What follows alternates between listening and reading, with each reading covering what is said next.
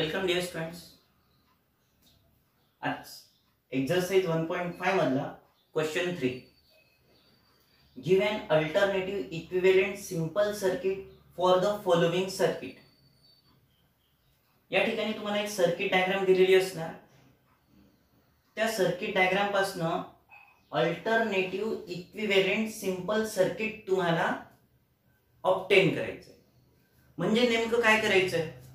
ही जी circuit diagram दिलेली आहे या सर्किट डायग्रामला पहिले सिंबॉलिक फॉर्म मध्ये लिहायचं, स्टेटमेंट पॅटर्न मध्ये लिहायचं आणि मग ती स्टेटमेंट पॅटर्न जी आहे ती अल्जेब्रा ऑफ स्टेटमेंटचा यूज करून सिंप्लिफाय करायची आणि सिंप्लिफाय केल्यानंतर त्याच्यापासून अल्टरनेटिव्ह इक्विव्हॅलेंट सिंपल सर्किट आपल्याला कन्स्ट्रक्ट करायचं आहे.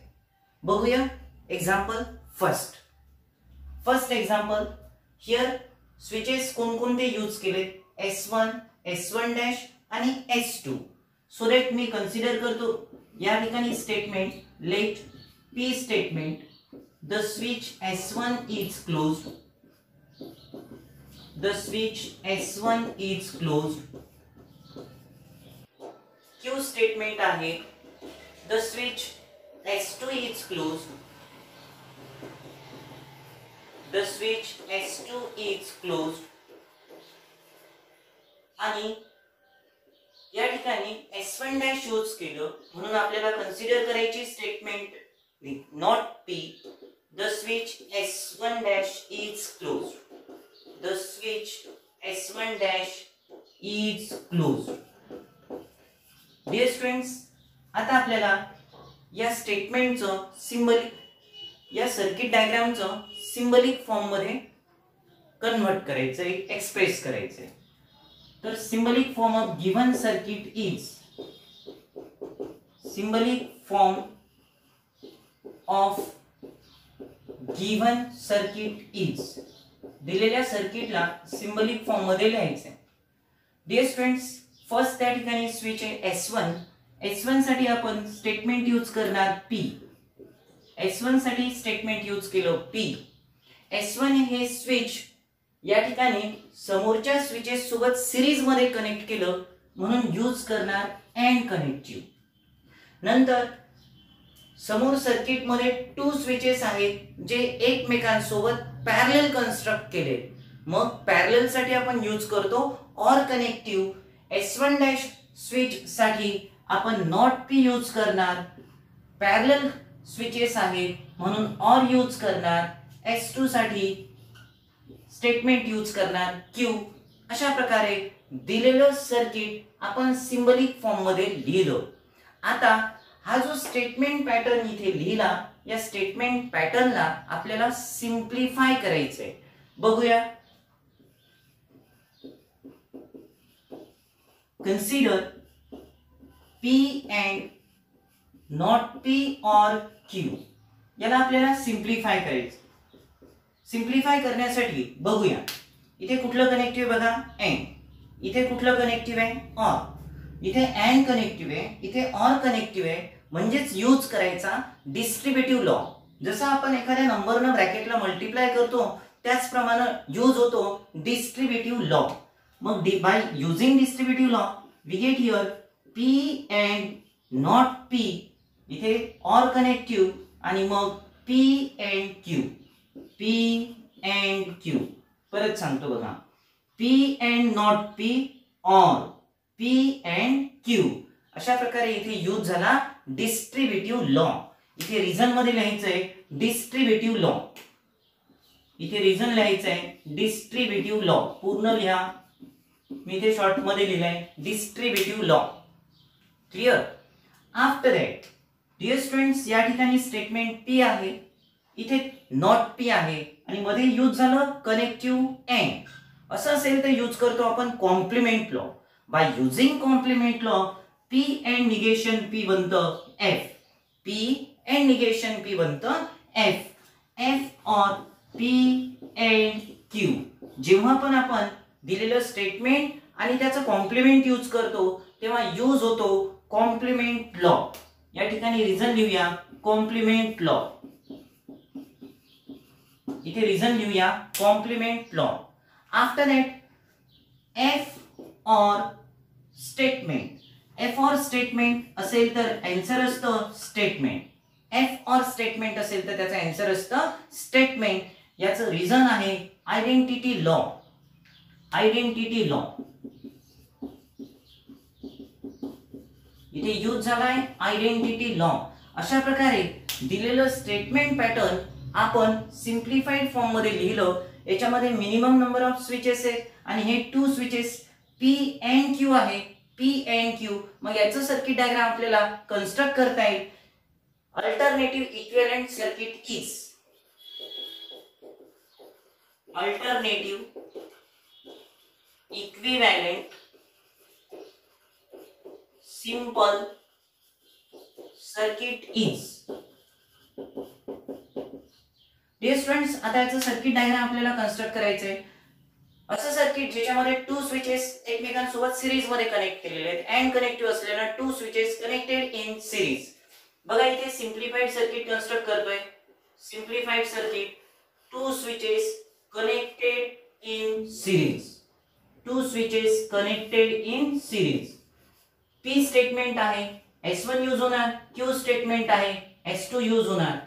अशा प्रकारे आपल्याला त्याचं सिम्प्लिफाईड सर्किट कन्स्ट्रक्ट करता येतं ज्याच्यामध्ये 2 स्विचेस आहेत जे एकमेकांसोबत सिरीज मध्ये कनेक्ट केलेले आहेत.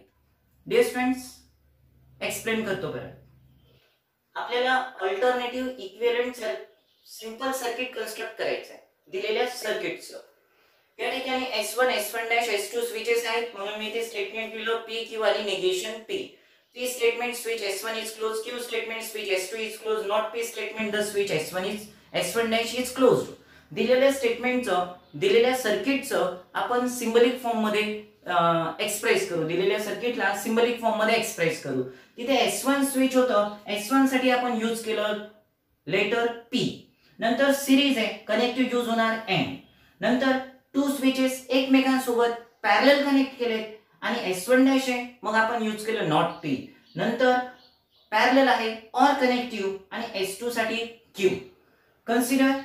आता या स्टेटमेंटला आपल्याला सिम्प्लिफाय करायचं आहे by using algebra of statement. तुमचं अल्जेब्रा ऑफ स्टेटमेंटचं मी रिव्हिजन लेक्चर टाकलं होतं ते एकदा बघून घ्या मग तुम्हाला हे अजून चांगलं कळणार. या ठिकाणी अँड कनेक्टिव्ह आहे, इथे ऑर कनेक्टिव्ह आहे मग यूज होणार distributive law. P and not P or P and Q. Dear student, या ठिकाणी स्टेटमेंट P आहे त्याचं इथे निगेशन आहे. असं असेल तर यूज होतो complement law. By using complement law या ठिकाणी आपल्याला मिळतं F. नंतर F or P and Q आहे. F or P and Q, F और T और F and T and असेल ते यूज होतो identity law. By using identity law आपल्याला इथे मिळतं P and Q. मग हे सिम्प्लिफाईड स्टेटमेंट पॅटर्न आपण इथे एक्सप्रेस केलं. आता याचं स्विचिंग सर्किट कन्स्ट्रक्ट करायचं. P and Q आहे म्हणजे 2 स्विचेस कनेक्टेड इन सिरीज. पहिलं स्विच असणार S1 तर दुसरं स्विच असणार S2. नक्कीच तुम्हाला समजलं असेल. ओके डिअर स्टुडंट्स, क्वेश्चन 3 मधलं सेकंड एक्झाम्पल. सर्किट डायग्राम दिली आहे आपल्याला त्याचं alternative equivalent simple circuit obtain करायचं आहे. सर्किट डायग्राम मध्ये स्विचेस यूज झाले. त्या स्विचेस साठी आपण पहिले स्टेटमेंट्स लिहू. P स्टेटमेंट असणार the switch S1 is closed. Q statement असणार the switch S2 is closed. R statement असणार the switch S3 is closed. Not Q statement असणार the switch S2 dash is closed. Not R statement the switch S3 dash is closed. Dear students, आपल्याला दिलेल्या सर्किटला पहिले symbolic form मध्ये लिहायचे. मग the symbolic form of given circuit is the symbolic form of given circuit is the symbolic form of given circuit is. आता दिलेल्या सर्किटला आपल्याला सिम्बॉलिक फॉर्म मध्ये लिहायचं आहे. कॉन्सन्ट्रेट करू. पहिले इथे कुठला स्विच यूज झालाय S1. मग S1 साठी आपण कुठलं लेटर यूज करणार आहे. S1 स्विच क्लोज असण्याचं लेटर कोणतं असणार आहे P. मग S1 चे समोर कसं कनेक्ट केलंय सिरीज मध्ये मग काय यूज करणार आपण AND. मग समोर काय आहे 2 स्विचेस कनेक्टेड इन पॅरलल म्हणून कुठलं कनेक्टिव्ह यूज करणार OR. आणि ते 2 स्विचेस कोणते आहेत S2 आणि S3 म्हणजेच Q आणि R ला कनेक्ट करणार आपण OR कनेक्टिव्ह न. अशा प्रकारे वरच्या पार्टचं हे सिंबॉलिक फॉर्म मध्ये आपण एक्सप्रेस केलं, त्याला आपण रेक्टेंग्युलर ब्रॅकेट मध्ये क्लोज करून घेऊ. आता या स्टेटमेंटनं रिप्रेझेंट केलेलं सर्किट या सर्किट सोबत पॅरलल कनेक्ट केलंय, म्हणून या ठिकाणी यूज करणार आपण OR connective. OR connective use केला नंतर 3 स्विचेस आहेत तिथे जे एकमेकांसोबत सिरीज मध्ये कनेक्ट केले. सिरीज मध्ये कनेक्ट केले म्हणून यूज करणार AND कनेक्टिव्ह. मग आपण ब्रॅकेट मध्ये लिहिणार S3 डॅश आहे. S3 डॅश साठी आपण नॉट R यूज करणार. नंतर S2 डॅश आहे. S2 डॅश साठी आपण नॉट Q यूज करणार आणि S1 आहे. S1 साठी P यूज करणार. हे तीनही स्विचेस सिरीज मध्ये असल्यानं या ठिकाणी आपण AND कनेक्टिव्ह यूज केले. अशा प्रकारे दिलेल्या सर्किटला आपण सिंबॉलिक फॉर्म मध्ये लिहिलं. डिअर स्टुडंट्स, आता आपल्याला हे स्टेटमेंट पॅटर्न कन्सिडर करायचं, त्याला सिम्प्लिफाय करायचं by using algebra of statement आणि मग त्याचं सिम्प्लिफाईड सर्किट कन्स्ट्रक्ट करायचंय. बघूया. Dear students, consider the symbolic form of given circuit. हे symbolic form of given circuit आपण कन्सिडर केलं. आता त्याला सिम्प्लिफाय करायचंय. सिम्प्लिफाय करत असताना फर्स्ट ब्रॅकेटला मी ॲज इट इज लिहितो. First bracket as it is लिहितो. P and Q or R as it is OR. आता जर आपण सेकंड ब्रॅकेट ऑब्झर्व केलं तर या ठिकाणी AND कनेक्टिव्ह आहे, AND कनेक्टिव्ह आहे. मग आपण या 2 स्टेटमेंटला एकत्र कन्सिडर करू शकतो आणि थर्ड स्टेटमेंट आपण वेगळी लिहू शकतो. बघा कसं लिहिताय. 2 स्टेटमेंटला मी एकत्र लिहितोय not R and not Q यांना एकत्र लिहिलंय आणि AND P नंतर लिहितोय. अशा प्रकारे आपण जेव्हा लिहू तेव्हा यूज होतो असोसिएटिव्ह लॉ. या लॉचं नाव आहे असोसिएटिव्ह लॉ.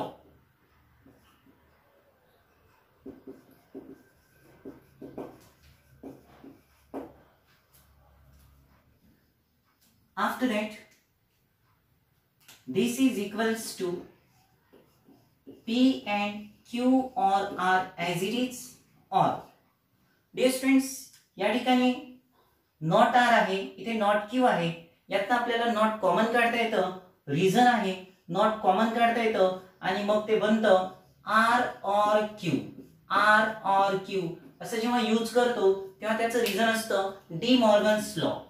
तेव्हा त्याचं रिझन असतं De Morgan's law. By using De Morgan's law आपल्याला असं लिहिता येतं नॉट कनेक्टिव्ह कॉमन काढायचं अँड च्या ठिकाणी ऑर लिहायचं. नाव आहे त्या लॉचं De Morgan's law. After that first bracket मी अजून सुद्धा ॲज इट इजच लिहितो. First bracket as it is. Second bracket मध्ये बघू. सेकंड ब्रॅकेट मध्ये 2 पार्ट्स आहे. हा इथपासून इथपर्यंत फर्स्ट पार्ट आणि हा सेकंड पार्ट आणि मध्ये यूज झालाय कनेक्टिव्ह अँड. मग मी यूज करतो कम्युटेटिव्ह लॉ. कम्युटेटिव्ह लॉ मध्ये काय असतं फर्स्ट अँड सेकंड ला सेकंड अँड फर्स्ट लिहिता येतं. मग मी याला सेकंड अँड फर्स्ट असं लिहितो. Second and first. Dear students, याला सेकंड अँड फर्स्ट लिहिण्याचं रिझन काय? याला सेकंड अँड फर्स्ट लिहिण्याचं रिझन काय? तर फर्स्ट ब्रॅकेट बघा या ठिकाणी P अँड आहे. सेकंड ब्रॅकेट बघा इथे P अँड आहे. म्हणून आपण P अँड ला त्या ठिकाणी सुरुवातीला लिहून घेतलं. मग असं जेव्हा लिहितो फर्स्ट अँड सेकंड ला जेव्हा आपण सेकंड अँड फर्स्ट लिहितो तेव्हा जो लॉ यूज करतो त्या लॉचं नाव आहे कम्युटेटिव्ह लॉ. त्या लॉचं नाव आहे commutative law. After that dear students, या दोन्ही ब्रॅकेट्स मधनं आता आपण P अँड कॉमन काढणार आहे. P अँड कॉमन काढलं. या ठिकाणी जर आपण P अँड कॉमन काढलं तर ब्रॅकेट मध्ये इथे मिळतं Q or R. ब्रॅकेट मध्ये मिळतं Q or R. कनेक्टिव्ह इथे or not R or Q. R or Q असं जेव्हा पण आपण कॉमन काढतो तेव्हा रिझन लिहायचंय डिस्ट्रीब्युटिव्ह लॉ. तेव्हा त्याचं रिझन असतं डिस्ट्रीब्युटिव्ह लॉ. तेव्हा त्याचं रिझन असतं डिस्ट्रीब्युटिव्ह लॉ.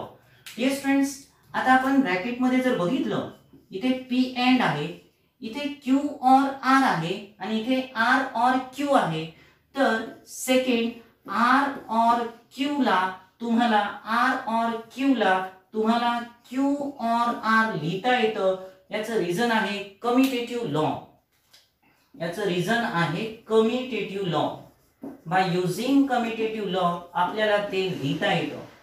डिअर स्टुडंट्स, आता तुम्ही याला स्टेटमेंट कन्सिडर केलं, Q और R ला स्टेटमेंट म्हटलं, तर इथे सुद्धा Q और R आहे, पण त्याच्या बाहेर निगेशन आहे. म्हणजे स्टेटमेंट आणि त्याचं निगेशन आणि मध्ये कोणतं कनेक्टिव्ह आहे, और असं असेल तर यूज होतो कॉम्प्लिमेंट लॉ.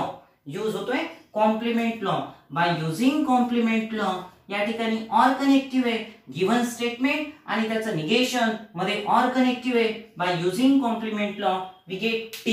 याचं रिझन आहे complement law. By using complement law आपल्याला कसं लिहिता येतं. आणि by using identity law, P and T is equals to P by using identity law. अशा प्रकारे हे मोठं दिसणारं स्टेटमेंट पॅटर्न आपण सिम्प्लिफाय केलं, ज्याच्यामध्ये फक्त एक स्टेटमेंट आहे P, म्हणजे त्याचं सिम्प्लिफाईड सर्किट आपल्याला कन्स्ट्रक्ट करता येईल, ज्याच्यामध्ये फक्त एक स्विच असणार, तो असणार आहे S1. परत एकदा एक्सप्लेन करतो, बघूया. डिअर स्टुडंट्स, इथे अँड, इथे पण अँड होतं, मग दोन स्टेटमेंट एकत्र आणि अँड P नंतर लिहिलं, असं लिहिता येतं by using associative law. After that या ठिकाणी नॉट कनेक्टिव्ह कॉमन काढलं तर ब्रॅकेट मध्ये and replace by or. Reason आहे डी मॉर्गन्स लॉ. इथे फर्स्ट अँड सेकंड ला आपण सेकंड अँड फर्स्ट लिहू शकतो. रिझन आहे commutative law. Dear students, first bracket मध्ये P अँड आहे, सेकंड ब्रॅकेट मध्ये पण P अँड आहे, मग आपण P अँड कॉमन काढलं, ब्रॅकेट मध्ये P अँड कॉमन काढल्यानंतर ब्रॅकेट मध्ये काय दिसतं, Q और R, मग और कनेक्टिव्ह आणि तिकडे R और Q.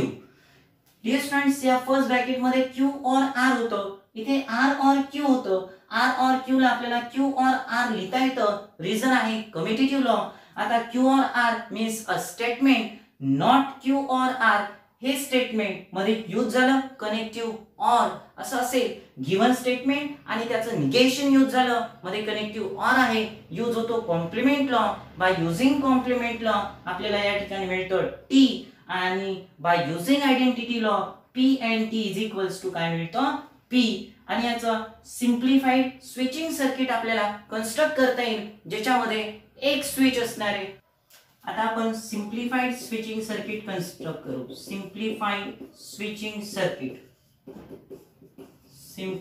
स्विचिंग सर्किट आपल्याला कन्स्ट्रक्ट करता येईल, ज्याच्यामध्ये एक स्विच आहे P, एक स्विच आहे S1. सिम्प्लिफाईड सर्किट असे असणार आहे, ज्याच्यामध्ये फक्त एक स्विच कनेक्ट केलेला असेल, आहे P, आणि कंप्लीट केलेला.